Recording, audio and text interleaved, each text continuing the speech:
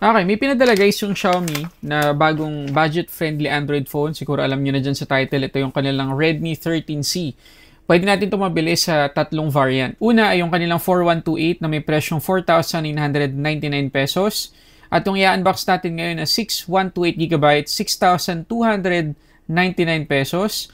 At yung pinakamataas na variant, yung 8256GB, 7,299 pesos naman. At kung hindi ako nagkakamali, itong Redmi 13C ay same na same yung specs sa Poco C95. So, unbox muna natin to. Okay, so obviously dito sa box ng Redmi 13C, mapansin natin na iba talaga yung design compared dun sa mga naunang Redmi lineup. Talagang mas simple na ngayon, wala nang picture ng phone.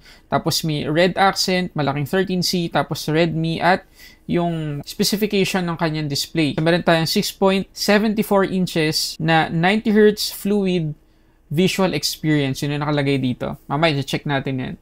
So, dito sa gilid, yan yung nakalagay. Meron tayong octa-core processor, 5,000 mAh na battery capacity. Tapos dito naman sa kabila, 90Hz pa rin na display. Tapos 50 megapixels na main shooter.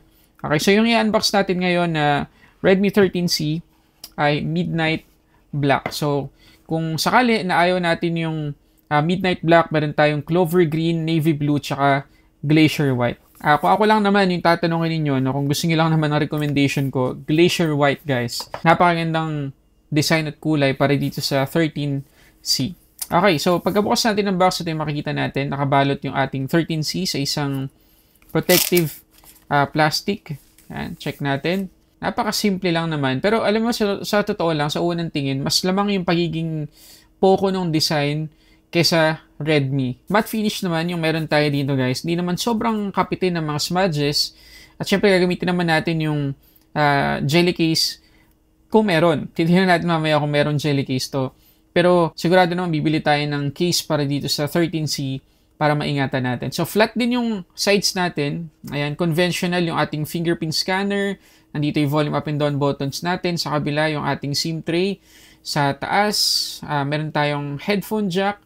Dito sa may ibaba, main mic, USB-C port, yung ating speaker. So check natin yung kanyang SIM tray. Okay, confirm guys, meron. So meron tayong dual SIM slot, tsaka micro SD card slot. Okay, so tabi ko muna. Tingnan natin itong ibang laman ng box. So meron tayo ditong document sleeve na merong SIM ejector pin. Tapos sa loob, documentations, ayan, safety information. Itong ipinadala sa akin kasi guys ng Xiaomi, para lang maging transparent ako sa inyo. Open na siya na box. So, paki-confirm kung talagang walang jelly case dun sa mga nakabili na. Wala ba talagang jelly case na kasama sa box? Itong Redmi 13C. Kasi itong pinadala nila, wala. Hindi ko sure kung naiwan ba doon sa pinanggalingan whatsoever. So, confirm nyo lang dyan sa comment section. Tapos dito sa ilalim, meron tayong USB-A to USB-C cable. Tapos yung ating 10 watts na charging brick na USB-A pa rin yung port. So, ito yung isa sa mga nakakalungkot dito sa Redmi 13C. If ever na walang jelly case, so yun yung una, walang jelly case. Plus, yung ating Redmi 13C ay capable sa 18 watts na fast charging, pero ibinigay nila na charger dito sa box based dito sa nakikita kong text sa may gilid, 10 watts lang. Bakit kaya hindi pa nila ginawang 18 watts? So, sayang naman. Anyway, so balikan natin yung ating Redmi 13C. Okay, so na-open na natin itong Redmi 13C natin. So makikita nyo naman na naka-notch pa rin tayo. Makapal yung bezels natin. Which is expected na sa mga ganitong klase ng budget-friendly Android phone, diba? Kasi nga, 6,299 lang tong 6128. So, mapagbibigyan na natin yan. Ang hindi ko lang talaga ma-justify dito sa Redmi 13C out of the box, diba? Wala na nga tayong jelly case. Plus, wala pang naka-install na screen protector. So, yung 6,299 na presyo nitong 6128GB, baka madagdagan pa ng around 500 pesos siguro or 600. Depende sa kung anong case at screen protector or tempered glass yung bibili natin para dito. So, parang hindi na rin nakatipid, 'di ba? Kasi kulang-kulang sa box eh. So, sana ma-improve ng Xiaomi yon sa mga susunod na budget phones nila. Okay. Ngayon, good news naman guys, kasi etong Redmi 13C ay compatible hindi lang sa 2.4 GHz Wi-Fi connection, pati na rin sa 5 GHz Wi-Fi connection. Ngayon, para dun sa mga curious kung okay ba yung haptics ito, hindi po maganda. Kaya I advise i-off nyo na lang. Ngayon, pagdating sa quality ng kanyang speaker, okay naman. Hindi man ako nabitin sa max volume, pero hindi pa rin siya sobrang lakas. Hindi rin naman muffled yung sound quality kahit pa itodo natin yung max volume. Yun nga lang, para sa ganitong presyo, meron ng mga phones sa ngayon na naka-dual speakers na kahit pa less than 7,000 pesos yung presyo. Pero ito, single pharynx speaker lang. So again, medyo nakakalungkot. Pagdating sa speed ng kanyang fingerprint scanner, okay naman. Hindi naman maarte yung ating animation. Subtle lang. Pero may meron pa rin makikitang animation kahit papano. Ayan. So, okay lang. Okay naman. Reliable, mabilis. Pagdating naman sa display, 6.74 inch IPS LCD yung meron tayo dito. HD Plus or 720p lang yung resolution, 260 ppi at 90 Hz yung max refresh rate. Protected naman to ng Corning Gorilla Glass pero hindi sinabi ng Xiaomi or Redmi kung anong klaseng Corning Gorilla Glass yung inilagay nila dito. Pero kahit pa kasi merong Corning Gorilla Glass ang isang phone, mas okay pa din sana kung may pre-installed na screen protector.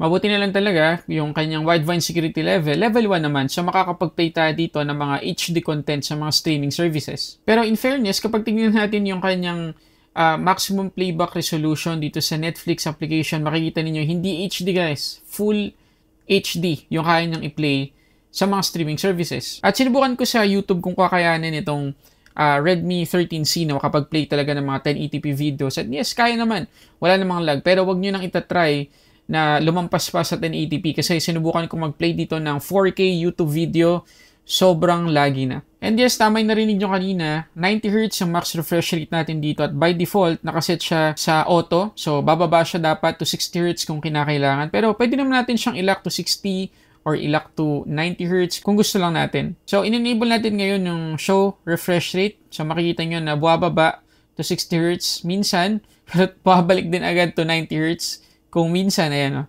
Diba? So, ginagalaw man natin o hindi itong display, buwabalik talaga siya to 90Hz. So, siguro mapifix yun ng Redmi sa mga darating na software updates. Pagdating naman sa kanyang performance, naka MIUI 14 na tayo dito out of the box. Android 13 na yung ating OS. Kilo G85 yung ating chipset. 6GB LPDDR4X yung ating RAM. At 128GB eMMC 5.1 yung ating storage. Yun pa yung isa sa mga kailangan yung tandaan dito. eMMC lang inilagay nilang storage type at hindi po UFS.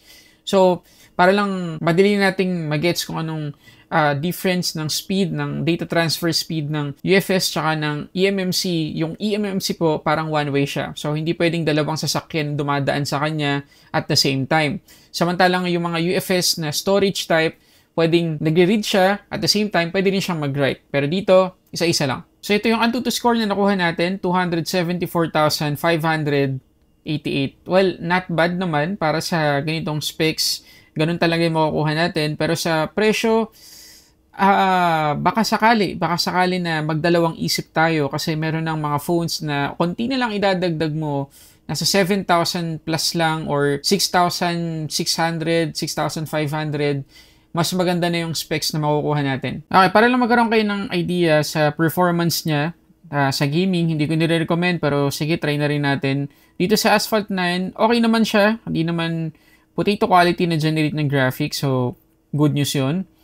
Pero paminsan-minsan, meron tayong mga frame drops na may experience, lalo na sa mga complicated na parts nitong game. Try lang natin. Ayun. Kita nyo naman. Kuhang-kuha sa acto, di ba? So, yung mga complicated na graphics or effects, medyo hirap na siya talaga. Pero, kaya niya. Kaya naman niyang patakbuhin ng mga ganitong klase ng game. So, kung casual gaming or casual gamer tayo, pwede naman. Pagdating naman sa camera, meron tayong 50 megapixels na main shooter, 2 megapixels na macro lens, meron din tayong AI camera or auxiliary lens, tapos 8 megapixels na selfie camera. Tingnan natin yung mga sample shots at videos.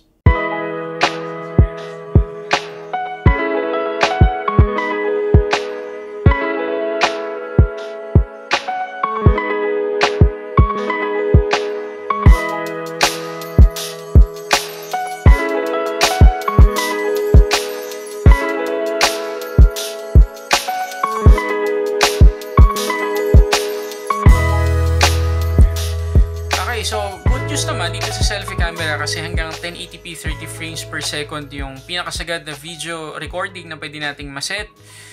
Pagdating sa quality, okay naman. Hindi naman sama para sa ganitong presyo. In fairness naman sa kanya. Although wala tayong stabilization, so kapag maglalakad tayo habang nagtitake ng video ay medyo maalog talaga. Pero pagdating sa exposure, yung brightness ng overall video, okay naman.